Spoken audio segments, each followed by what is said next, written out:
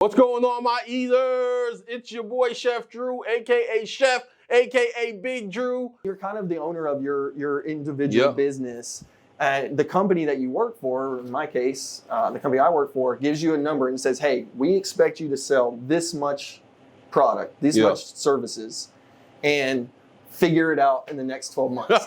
Not every human being is created the same way.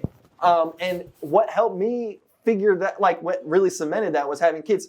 And I think a mistake that people make when they work with people is they either assume that everyone is like them and thinks like them and works like them.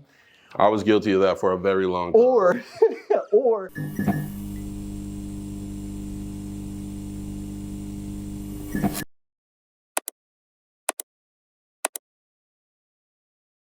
you may have just said a little bit, but just if you had to pick one thing that you would say has helped you, you have learned in regards to utilizing people resources and delegating, if you could tell them one takeaway about that specific skill, because delegating is a skill, what would that be?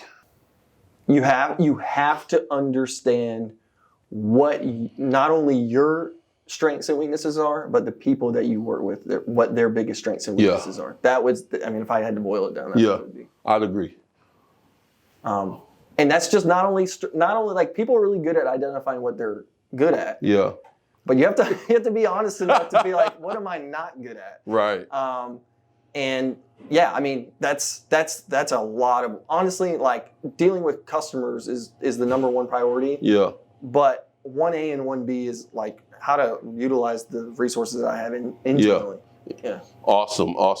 Now what I want to talk to you about, I want you to talk to the individual out there who knows what they're doing. They're selling widgets, they're selling some service, they got to hustle whatever it is they hustling. Mm-hmm.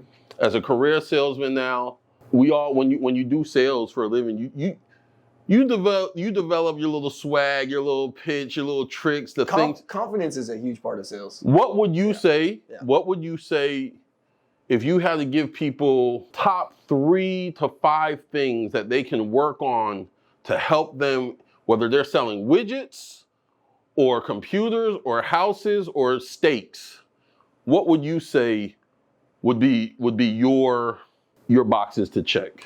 I'll try to go in order, but it may not be completely in order of priority. But I would say this number one thing is you don't necessarily have to love what you are doing. You've got to believe that what you are selling is what you are saying it is.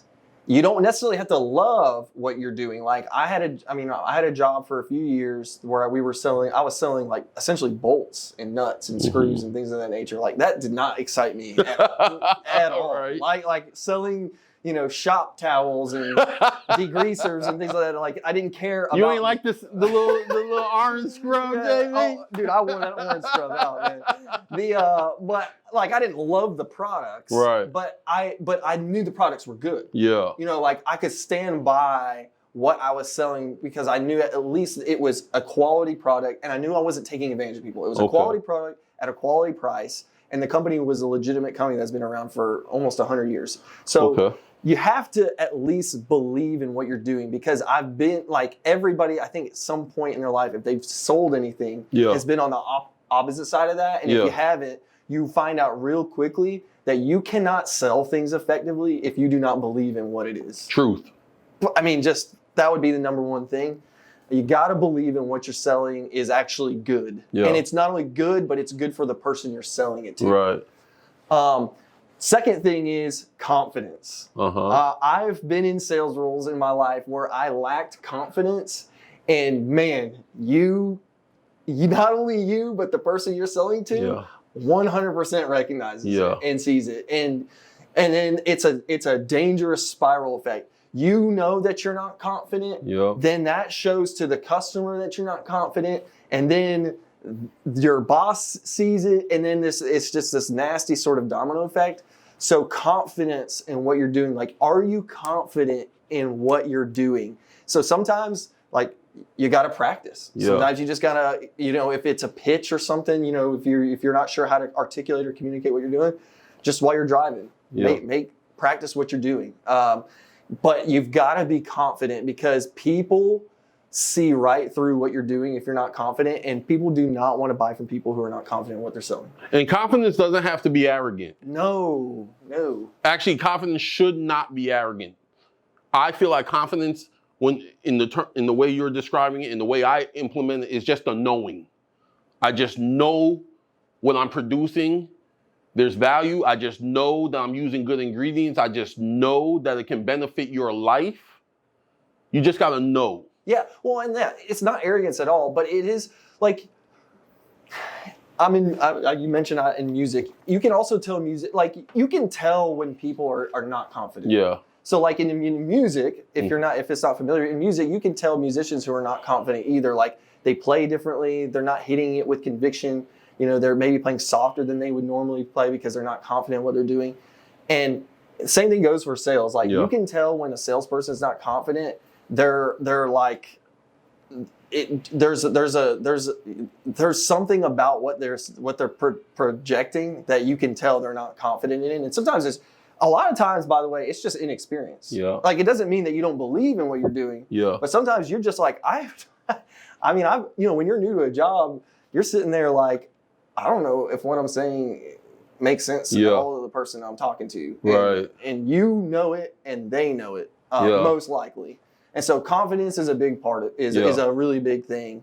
And the first two can kind of go into the third thing. And this could also be the first number one if we're talking about order priority. My first boss, the guy that gave me that first sales job, he said something. It's not, he didn't originate it. It's been said before, but it's always stuck with me. A couple of things that he's actually said in my life that stuck with me. People buy from people they like, know, and trust.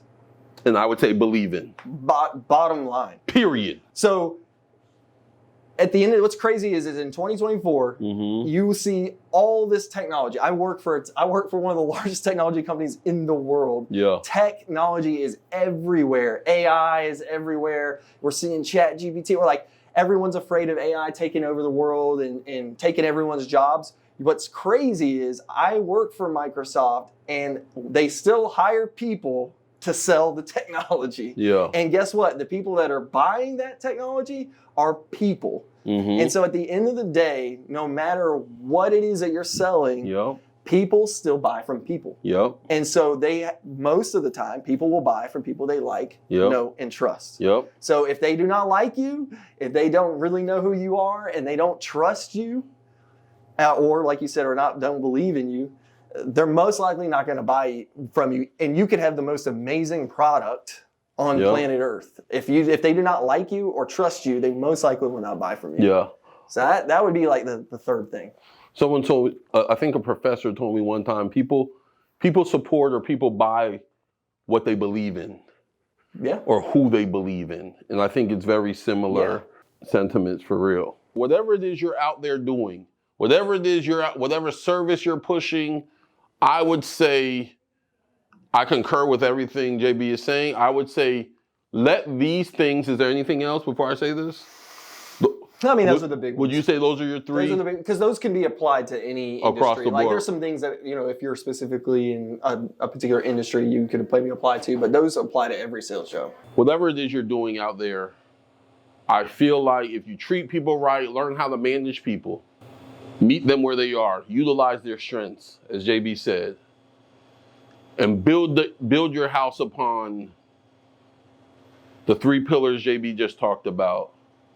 I feel like as simple as they seem, these are all very, very important and applicable skills that can be grown and developed. If you take the time to really dig into those things, and feel free to hit some comments, drop some comments if you have any questions or you want us to go into more depth to, we will.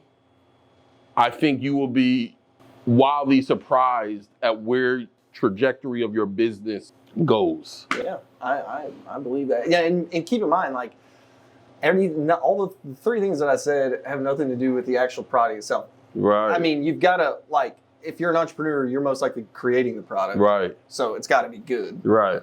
That I feel like I want to make sure that that's like an assumption Right. here. Like, if you believe in what you're doing and you have confidence and you're people like you, you're trustworthy and they know you, but you sell something that nobody wants, Right. you're still gonna have a hard time. Right. What would you say is next for Jonathan? Where do you see yourself Oh my. this year and the next 5 years? 5 years is a big unknown, but this year, so I'm hoping to have the best year yet. Okay. In terms of my professional career. Yeah. I did really well last year. Okay. Hoping to surpass that, professionally speaking. We just built a house, just moved in. So I've got to do well. What's funny is we are coming at it from the angle of being an entrepreneur. Yeah. My goal in the next 5 years is to get back into entrepreneurship. Mm-hmm. I don't know if that means leaving my really nice corporate job Right. and stepping out and taking a leap of faith on my own again and doing that full time. Right. I don't know if that's investing Right. necessarily, but it could be all three. Right. I have a lot of things Yeah. up here in the brain going on. I would like to do some investing in terms of business, real estate, whatever it may be. Right. And I also would like to get into the entrepreneurial game again. Okay. I used to think I wanted to climb that corporate ladder Yeah. when I first started.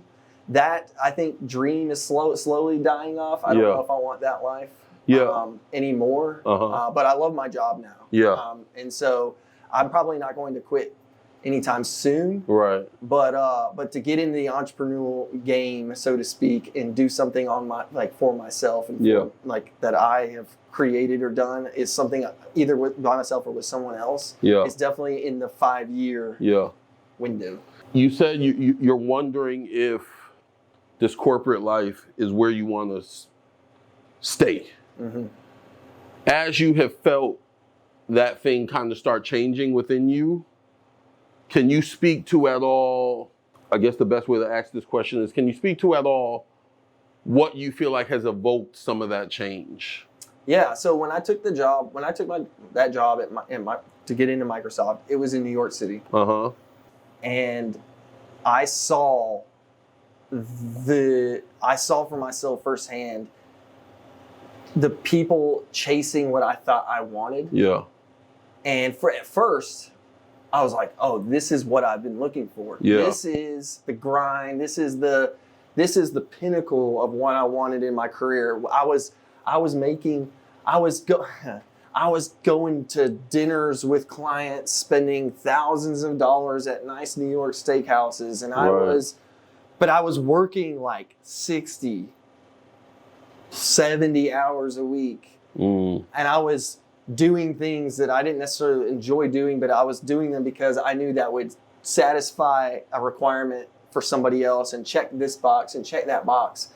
And that race is never ending, and it requires so much out of you. Yeah. And at that point in time, we had our second child. She was a baby. Yeah. And I just knew in that moment, I was like, this is fun for a moment, Yeah. but this will get old really quick, Yeah. and my family will never see me. Yeah. And so I was like, I can still have a great career here. Yeah. I can still make good money here. Yeah. I can still have some of the things that I wanted. Yeah. But I was like, that ladder climb, up to VP and president and whatever else. I was like, that just is almost soul selling type of work that you have to do, and I'm just not in that. I'm not in that anymore. It's funny you said that. I worked in corporate America for a while. I was in corporate America before I started doing my own thing. 2024 will be 3 years I've been doing my own thing full time. And let me tell you something.